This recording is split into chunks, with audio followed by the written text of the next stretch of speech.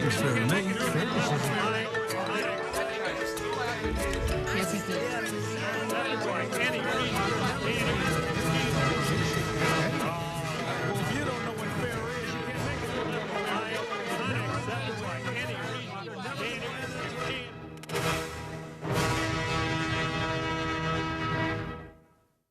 Donnybrook is made possible by the members of 9PBS. Hey, thanks for joining us for another edition of Donnybrook. Good to have you with us, and thanks for your flexibility. We have irregular time on this Thursday, thanks to the presidential address. We will not have Next Up because of this cattywampus schedule, which is too bad because we had scheduled Meghan and Harry, but we'll give them a rain check, and they'll join us for another interview in the future. If we can find room on the schedule, that is. Let's meet those who are assembled around their computer monitors for this edition of Donnybrook, starting with the news director of the Big 550 KTRS and the co-host of the Jennifer and Wendy show, Wendy, Wiese.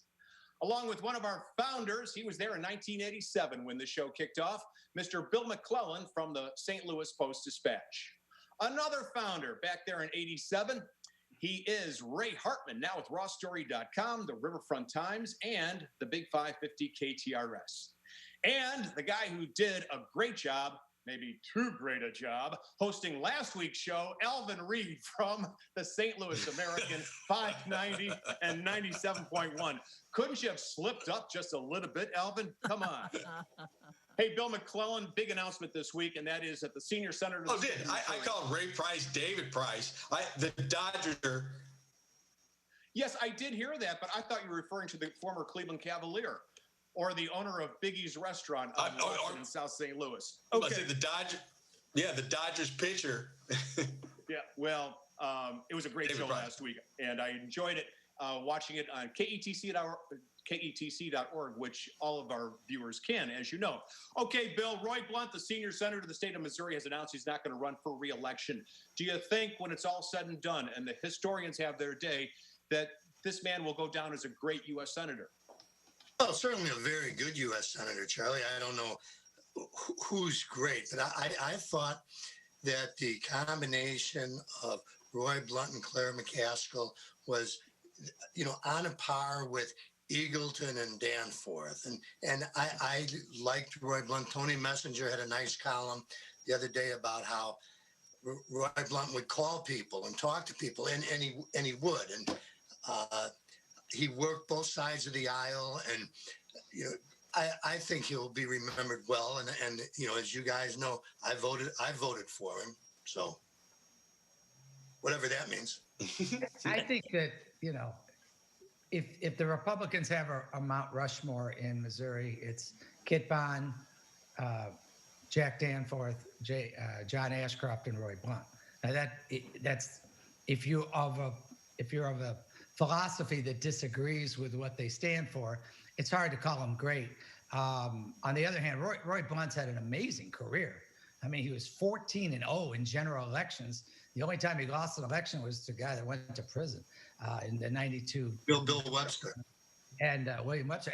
And Roy was a really solid constituent senator, meaning the NGA probably doesn't happen without him. There's a lot of things you can credit him for. I was pretty disappointed in the last 4 years with under Donald Trump, but and that kind of tarnished it for me a bit. But I think if you look at the totality of his career, back to when he was Secretary of State, I would say when you look at his career, I don't think there was major legislation with his name on it. After all the terrible school shootings, he said, we're going to have mental health programs in this country like we haven't had, and I'm still waiting for those. And you mentioned the NGA. I feel, kind of lukewarm about that, Ray, because the NGA is like the renovation of the Arch. We had to pay for that. Do you know that when the NGA was proposed, it was only by taking the earnings taxes of 3,000 employees that ordinarily would go to the city of St. Louis, and they put that for the land acquisition and development. And when it came to redoing the St. Louis Arch, we had to raise our own city taxes, sales taxes, for $90 million for that. And so I just feel that he gets credit for some of these big projects, but they're paid for locally. Well, I think also kind of tarnished these last 4 years? I mean, what votes did Blunt make during, forget 4 years, the 8 years of Obama administration and the 12? What votes did he do that would make you think that, oh, this is bipartisan? Or yeah, he's trying to do the best for all Missourians? Absolutely not. And I'm not sure exactly how many years he was, in the Senate, but if you took and you gave him a B plus, for all the years up to the last 4, and then he got straight Fs, 0.00. That drags the GPA down way past great. Well, Very disappointed, and it took him forever. I think compared to what's coming, we're all going to look back very fondly, and I like Roy Blunt very much. What I found really interesting about the editorials on Senator Blunt this week after he made the announcement was they seem to be just as committed to imploring their readership not to send Eric Greitens to the Senate, and also in informing their readers that he is the 5th Republican senator to announce in the wake of Donald Trump's presidency, and in the middle of all of this, that he will not be running for re-election and has instead chosen retirement. The New York Times called him a bipartisan deal maker. Okay, so Ray, let's go to Ray now for the second part of this, and that is who will replace him? Democrat, Republican? Any predictions? Any insights? Well, it's hard to, and it sort of segues to what Wendy was just talking about. This is part of a bigger national story. You got 5 of the 20 Republicans who are up, not seeking re-election, and they are not extremists, any of them, like the Portmans and so forth. Eric Schmidt has announced his candidacy. I thought, which I was no surprise. I was a little surprised Jay Ashcroft didn't get into the race, but he's not. And I think the proverbial elephant in the room now is whether Eric Greitens goes for it. And would think he will, but how about Democrats? And the other one, but don't forget, Ann Wagner is a possibility for this too. So I wouldn't rule her out as. What about Mike Kehoe? Mike Kehoe, the lieutenant. Right, on the Jason Smith, along with on the Democratic side, Scott Sifton's already in the race. Respected former state senator from St. Louis. There's also talk. Quentin Lucas is thinking about it. The mayor of Kansas City, who it would be the first African American statewide office holder, which is a big lift. But I don't think he's got as much chance as I have of winning. But I'll tell you what. I think he's for real. Kevin O'Leary out there. This is your boy Alvin. Call John Goodman on the phone and tell him run for United States Senate. He could be a senator. I'm not kidding around. Well, if John Goodman wanted to be the state senator from Missouri, he could win that race. I think he could too. What was interesting about Jay Ashcroft and why it was kind of surprising when he made the announcement, you have to think of what a Senate run costs. And I don't know that he has at this moment, if he has the appetite for that kind of thing, especially when he is considered to be an odds-on favorite when Parsons is no longer eligible to run again in 2024. Well, when he makes governor. You know what it also says? Much like the Roy Blunt story isn't really about Roy Blunt. It's about how the Republican Party is not recognizable to so many people. Here's the U.S. Senate, which is arguably a fairly prestigious, good job, you would think. And almost all of the people who might be candidates wasted no time. Claire McCaskill, Jason Kander, everybody said, no. You can talk about anything else. Not that. And obviously Roy Blunt doesn't want to. It's interesting how many people that might be on the short list of the two parties want nothing to do with this process anymore. That's a pretty big statement. Claire McCaskill's not going to come out of. No, I understand. But I'm just saying nobody really wants it that bad. The only one that surprised me was Jay Ashcroft, because everybody's been expecting this heavyweight battle in the gubernatorial race between Schmidt and Ashcroft. And I thought that, maybe one will back off. But I thought Ashcroft would want to be the senator and Schmidt the governor. So Well, but Well, you know it's early, now and we look forward to following that. Okay, let's move on to another topic here. Really grim statistics, Alvin, Reid, from the city of St. Louis, where we already have 8 kids under the age of 17 who've been murdered by gunfire this year. The Riverfront Times' John H. Tucker did a great job chronicling the carnage, and it's just terrible. We had 17 kids killed last year, 13 the year before. That's a total of 30 in 2 years. Not one of these murderers have been prosecuted. And we had 150 kids treated for pediatric gunshot wounds last year at Children's Hospital in the city of St. Louis. That's a record. The previous record was from 2008, when about half of that. And by the way, those don't even include the gunshots being taken care of at Cardinal Glennon.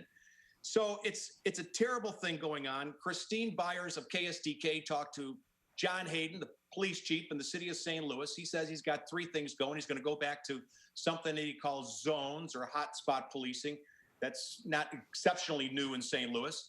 He also wants to increase the money for victim compensation and relocation so that witnesses can come forward.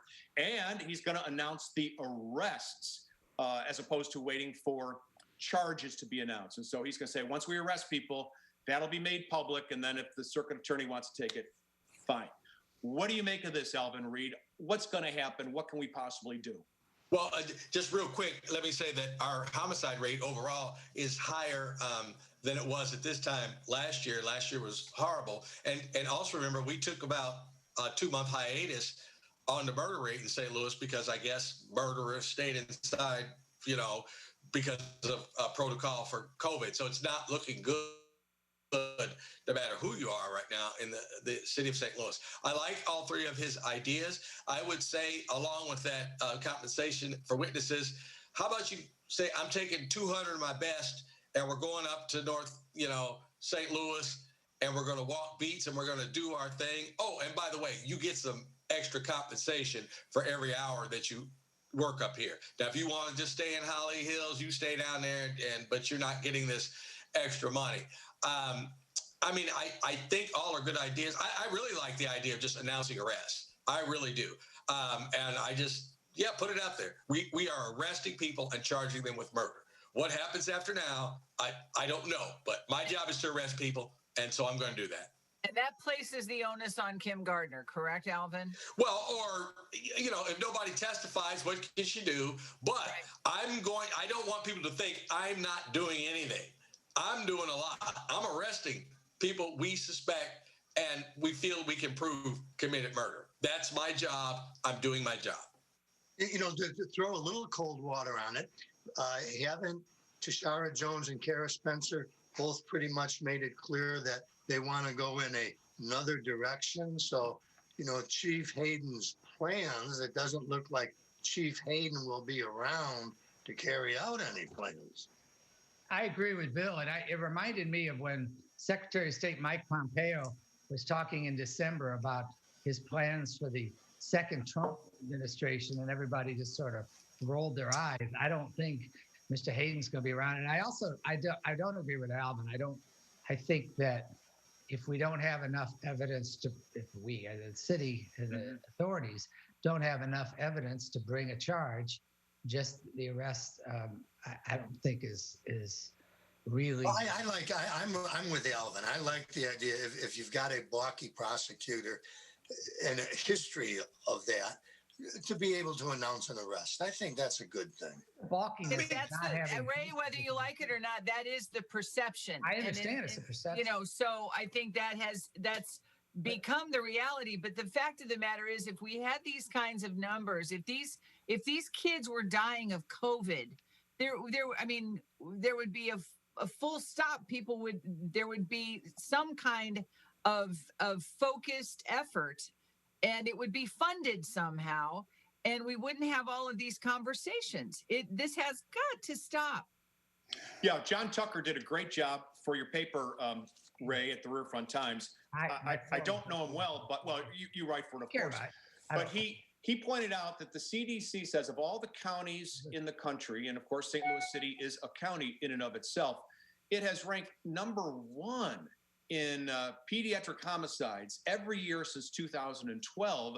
And our St. Louis County can't get smug because last year it ranked number 12 out of the thousands of counties in the country. Right. And, every other issue should be on the back burner. I mean, and this, I agree. And it Alvin, was great. It was really good journalism by the paper.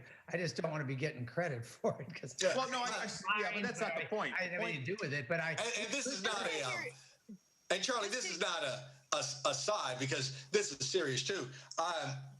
We've had some recent, and then especially in St. Louis County, when maniac parents kill their own kids and they're getting divorced and it's like domestic murder.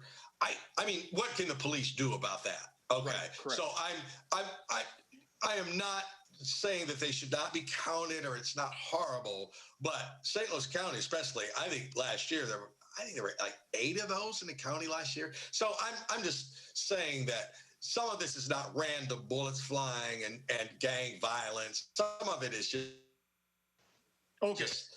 insanity. It's all insanity. If the cops are going to announce the arrest, then maybe they should announce when it's the arresting officer, somebody who's lied on the witness stand, and they're not going to be able to prove the case. I mean, that's the point. Well, they do. No, but the cops aren't going to announce it. If Hayden's going to say, "Here's our arrest," he's not going to mention. He's not going to mention that. Oh, by the way, the circuit attorney probably can't bring these charges because the arresting officer isn't credible. I mean, that's part of the process. I mean, just to think of what you just said, Charlie, and the fact that you're using the words pediatric and homicides together when we think of pediatric dentistry or pediatric cardiac care. Pediatric homicides should be such an offense to everybody listening to this program. And you're right, should be priority one. Agreed. Okay, Wendy, I want to ask you about a report from the jail commission. Mayor Lyda Crewson assembled a group of St. Louisans to look at conditions in the jail. And one of their early findings is that the inmates or residents there need more recreation time. And I happen to agree with that. I'd like to see them get some outdoor recreation time. But how do you feel overall when you hear that the report says that there is more recreation needed for those who are incarcerated in the jail in downtown St. Louis? First of all, I absolutely commend the people who are concerned with and advocating. They are acting as advocates for the prison population. There's no doubt that needs to be done. But in terms of recreation, I think Jacob Long said from Mayor Crewson's office that at this moment they are following CDC guidelines. And until instructed or informed otherwise by the Centers for Disease Control, they're going to stick to that. One of these social workers or one of the spokespeople involved said that they want 2 hours twice a day. That to me seems like a lot of recreation time. There are prisoners who somehow manage to, make their own recreation time in their cells or in their common areas. But as I said before, in the middle of a pandemic with children and elderly citizens struggling, it is not my top priority, but I do commend those for whom it is. And how about more rec time for the young men and women out there who aren't in jail? Safe, maybe 2 hours a day rec time for them and a safe 2 hours at a time at school. As I said a few weeks ago with our guests, time, energy, emotion. How about we try to start taking care of people who aren't in jail and putting that much focus on them? And then one other thing, basketball Jones, I got a basketball Jones. I couldn't resist, I'm sorry. Well, I agree with a lot of that, Alvin, but when people complain in jail because, the food's not good, you're locked up, easy to see. But our jail does seem to be a little bit out of control. That Robert Patrick had a story in the paper about a lawsuit involving a paraplegic who couldn't even get a shower. No, I agree. Listen, I hear you, Bill. Jail's horrible, okay? We start breaking down point by point, and I'm just kind of like, don't forget, these guys are innocent. Everyone in that jail, except some of the federal ones who have already been incarcerated. to Bill's point, I had on the Arch City representatives from Arch City Defenders last night, case of Anthony Tillman, and what it speaks to, which is broader, is we have a facility that was built in 2002, 11 years after ADA was passed, and it's basically not ADA compliant, which is just not a small thing. Whatever you think about how prisoners are treated, whatever, I've always been of the mind that not only are they not haven't been convicted, but in this, most people come back out of the prison system, and if we want to reduce recidivism, we, as much as nobody wants to have a lot of sympathy for people that. Well, hang on a second. But you're talking about ADA, Ray, you're talking about ADA compliance in a jail that doesn't have working locks. Well, but ADA compliance is a big deal. And for a city to build a facility in 2002 that isn't ADA, I agree. I agree with you, Ray. And I got to tell you something. ADA compliance is a huge problem. Another error is that you're absolutely right. And to be honest with you, it's the same is true in the county jail. There is no opportunity for outdoor exercise. Wall Street Journal just a couple of weeks ago said that 2 hours outdoors every day is key. It lowers the cortisol, helps the body and all that. Don't forget, everybody, many of these people are accused, but they're not convicted yet. So they haven't committed the crimes. They haven't had their day in court. And while we want to close the medium security workhouse, that's a place where you could actually go outside and play softball or run around a track or whatever, like they do in the Clint Eastwood movies. But you can be in the county jail for 5 years and never see sunshine. The same is true for the city jail in downtown St. Louis. Well, Charlie, that really goes to the fact that we're holding people in jail too long. And then part of that is COVID, and part is just not a speedy trial. But the jails are not like prisons. I mean, you're not preparing people to get out and give them a trade. You're holding them till their trial. So. Well, yeah, but that holding bill is so long currently. Well, that's what I say. That's a different issue, really. I agree. Yeah, right. Why did Jimmy Edwards call these guys the most violent offenders that they had? Well, they're accused of that for sure. Hey, Wendy, let me move on. Actually, Ray, it's your turn here. Okay. There's a measure in Jeff City which would allow people with concealed carry permits to carry firearms on buses and Metrolink operated by State. Do they have your vote? No. Kevin Scott, who's the security director, who, by the way, was Baldwin's police chief and pretty respected, as I understand it, for decades.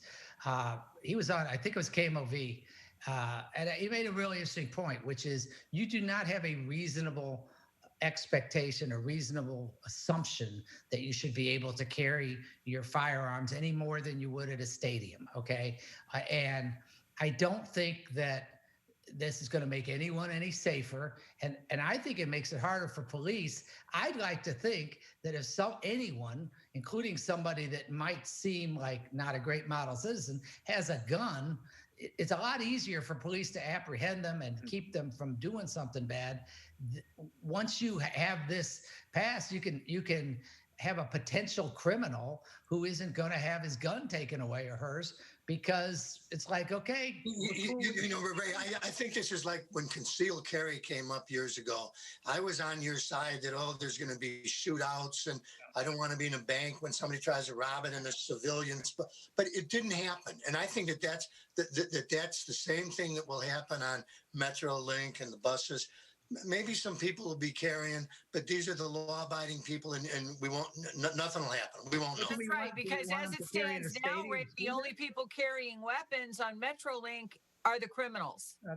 I still think it's a terrible idea because, a homeless person who doesn't have to pay a fee to get on it, gets on it, and he approaches somebody with, buddy, can you spare a dime? And he gets his head blown off. I mean, this is just a tragedy waiting to happen. And I hear you, Bill, but boy, it's too close to contact. It's just right. And I blame, in a way, Bi-State Metro, because if you had armed guards on the trains all the time, like we've suggested some of us have for many years, then I don't think the legislature would even be, even willing to go this route.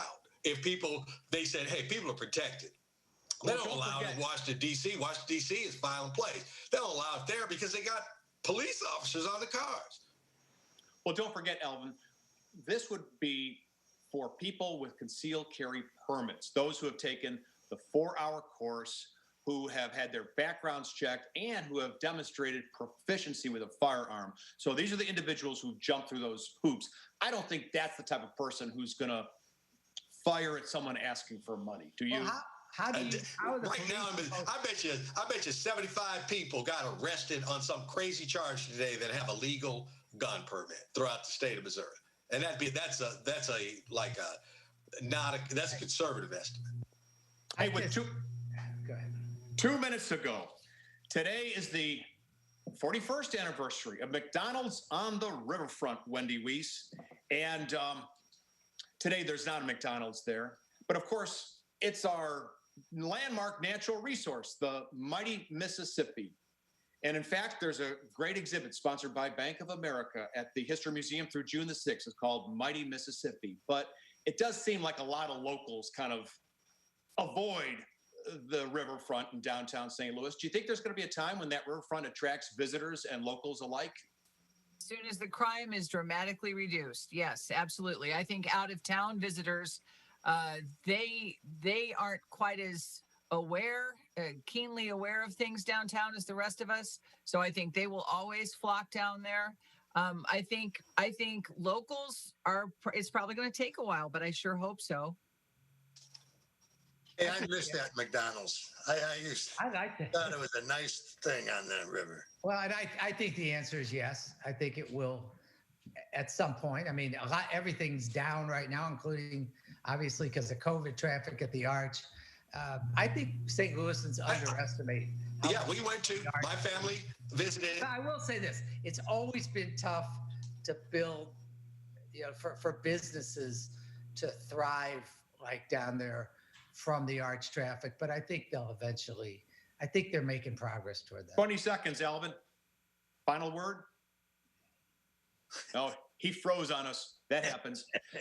Hey, thank you so much, everybody, for joining us. I'll tell you what, we have a lot of topics this week that we didn't get to, so we'll get them next week at our regular time. Thank you so much, and we thank you for joining us on 9 PBS. Donnybrook is made possible by the members of 9 PBS.